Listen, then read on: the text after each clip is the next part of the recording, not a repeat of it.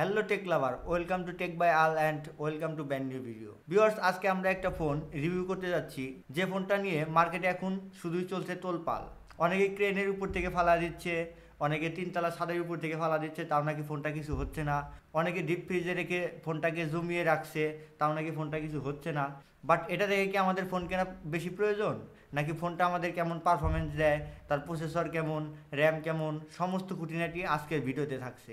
যাই হোক, এত কথা বলা হলো, আজকে আমরা কোন ফোনটা রিভিউ করবো সেটাই কিন্তু বলা হলো না। আজকে আমরা রিভিউ করতে যাচ্ছি Oppo A Pro। ফোনটা কেমন হতে যাচ্ছে সেটাই বলবো। এই ফোনটাতে নাকি থাকছে ডিসপ্লেতে HD+। এই ফোনটার প্রসেসর হিসেবে থাকছে 8S 4G Gen 1। সো প্রসেসরটা কিন্তু আমাদের কাছে নতুন নতুন মনে হচ্ছে। এই ফোনটার প্রাইস রাখা হয়েছে 24,000, অর্থাৎ 23,990 টাকা।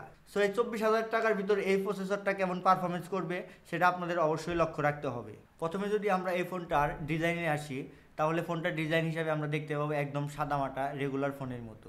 আর এর বিশেষত্ব বা যেটা মেন ফোকাস রয়েছে এটা এই ফোনটার ডিউরেবিলিটি। যার কারণে এই ফোনটা যদি আপনি তিনতলা বা চারতলা ছাদের উপর থেকেও ঢেল মেরে ফেলে দেন, সেক্ষেত্রে তার ডিসপ্লে বা বডি অনেকটাই শক্তপোক্ত করা হয়েছে, যার কারণে ফোনটার ডিসপ্লে এবং বডি পারফরমেন্স বেটার করছে। আর এটার জন্য এই ফোনটা মার্কেটে তোলপাল। বাট 24,000 টাকায় কি এটা আপনার জন্য বেটার? হ্যাঁ, এটাই আপনাদেরকে আমি ডিটেলসে বলছি। Oppo এই ফোনটা ক্রিয়েট করেছে মিলিটারি গ্রেডের। এছাড়াও কিন্তু এই ফোনটাতে ব্যবহার করা হয়েছে IP60, IP68, IP69। যার কারণে এই ফোনটা যদি আপনি পানির ভিতরে রাখেন, সেক্ষেত্রে কিন্তু 30 থেকে 35 মিনিট অনায়াসে রাখতে পারবেন এবং ওয়াটার ভিডিওগ্রাফি এই ফোনটা দিয়ে করতে পারবেন। যার কারণে এই ফোনটা বেশি জনপ্রিয়তার শীর্ষে রয়েছে। এটা হচ্ছে এই ফোনটার মূল কারণ। কিন্তু আমাদের তো এই বিষয়গুলো শুধু দেখলে হবে না, এই ফোনটার পারফরমেন্স বিষয়ে ভাবতে হবে। প্রসেসরটা কেমন, গেমিং পারফরমেন্স করতে হবে, ভিডিও রেকর্ড বা ক্যামেরা বিভিন্ন সেকশনে দেখতে হবে। Oppo এই ফোনটাতে কিন্তু অনেক কিছু কমতি রয়ে গেছে। এই ফোনটাতে দেওয়া যেত 3mm হেডফোন জ্যাক, বাট এটাতে ইউজ করা হয়নি। এছাড়াও এতে কিন্তু নয়েজ ক্যান্সেলেশন মাইক পাবেন না আপনারা এই ফোনটাতে। স্পিকারটা যেহেতু এখানে ডুয়েল স্পিকার ইউজ করা হয়েছে, তারপরেও কিন্তু আপনারা এই ফোনটাতে সেই লেভেলের সাউন্ড পাবেন না। এই ফোনটার থিকনেস হিসাবে থাকছে 7.86mm। আর এটার ওয়েট হতে যাচ্ছে 195 গ্রাম। ফোনটা লাইট ওয়েট হবে। আর এই ফোনটা মার্কেটে দুইটা কালার অ্যাভেলেবেল পেয়ে যাবেন।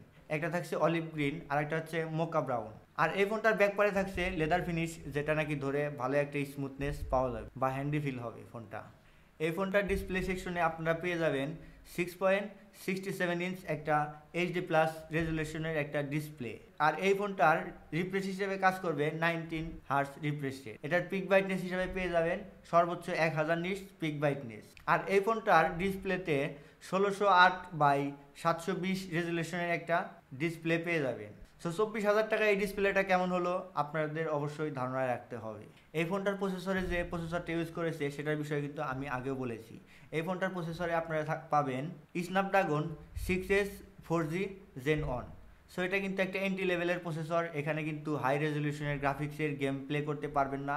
এই প্রসেসরটা দিয়ে আপনারা 2D লেভেলের গেম ঠিকঠাক মতো খেলতে পারবেন। এই ফোনটা আপনারা পেয়ে যাবেন 128 ভেরিয়েন্টে। এর স্টোরেজ থাকছে হচ্ছে UPS 2.2। আর এই ফোনটাতে র্যাম হিসাবে থাকছে LPDDR4X। এই ফোনটাতে অপারেটিং সিস্টেম হিসেবে রান করছে আউট অফ বক্স ColorOS 15। এই ফোনটাতে কিন্তু আপনারা অনেক ধরনের অ্যাপস এখানে রান করা থাকবে, যেগুলো আপনারা অনায়াসে এখান থেকে আনইনস্টল করে দিতে পারবেন। যেগুলো পছন্দের সেগুলো আপনারা রেখে দিতে পারেন। এখন যদি এই ফোনটার ক্যামেরা সেকশন নিয়ে আমরা কিছু কথা বলি, সেক্ষেত্রে আমরা এখানে ডুয়েল সেটআপের ক্যামেরা পেয়ে যাব। সো মেন ক্যামেরাটা থাকছে 50 মেগাপিক্সেলের এবং এর সাথে একটা পেয়ে যাবেন 2 মেগাপিক্সেলের একটা ডিপ সেন্সর ক্যামেরা। আর এই ফোনটার সেলফি ক্যামেরা হিসেবে পেয়ে যাবেন 8 মেগাপিক্সেলের। এখন সব কিছু বাদ দিয়ে আমরা যদি এখন আসি এই ফোনটার ব্যাটারি সেকশনে, এই ফোনটার ব্যাটারি সেকশনে কিন্তু আমরা বড় সড়ো ধরনের একটা ব্যাটারি পেয়ে যাব, যেটা সিলিকন কার্বনেটের ব্যাটারি। আর এটা থাকছে হচ্ছে 5800 mAh এর ব্যাটারি। আর এই ব্যাটারিকে চার্জ দেওয়ার জন্য এর বক্সে পেয়ে যাবেন 45 ওয়াটের একটা ফাস্ট চার্জার। ওভারঅল এই ফোনটা কাদের জন্য হতে যাচ্ছে আপনার একটা ধারণা চলে এসেছে। আপনি যদি অনেক টাকা পয়সার মালিক হন, তাহলে এই ফোনটা আপনি নিয়ে নিতে পারেন। এই ফোনটা সবার জন্য না, আমার ব্যক্তিগত সাজেস্ট থেকে আমি বলতে পারি। এই ফোনটা শুধু মিলিটারি গ্রেডের জন্য তৈরি করেছে, বাট পারফরমেন্সের দিক দিয়ে অতটাও বেটার না। সো আমরা যারা এই 24,000 টাকা দিয়ে ফোনটা কিনবো, সেক্ষেত্রে আমাদের লক্ষ্য রাখতে হবে যে 24,000 টাকার ফোন আমার জন্য ভ্যালু ফর মানি কিনা। সো এই ফোনটাকে কেনার আগে অন্য অন্য ফোনের সাথে তুলনামূলকভাবে আপনাদের দেখতে হবে যে ফোনটা পারফরমেন্স কেমন। এই 24,000 টাকার প্রাইস সেগমেন্টে কিন্তু আপনারা মার্কেটে আরও বিভিন্ন ধরনের ফোন পেয়ে যাবেন যা নাকি এটার থেকে বেটার পারফরমেন্স করছে। তারপরেও আপনারা ইচ্ছা করলে যদি ওপ্পো ফ্যান হয়ে থাকেন সেক্ষেত্রে আপনারা ফোনটা পারচেস করতে পারেন, সেটা আপনাদের সম্পূর্ণ ব্যক্তিগত মতামত।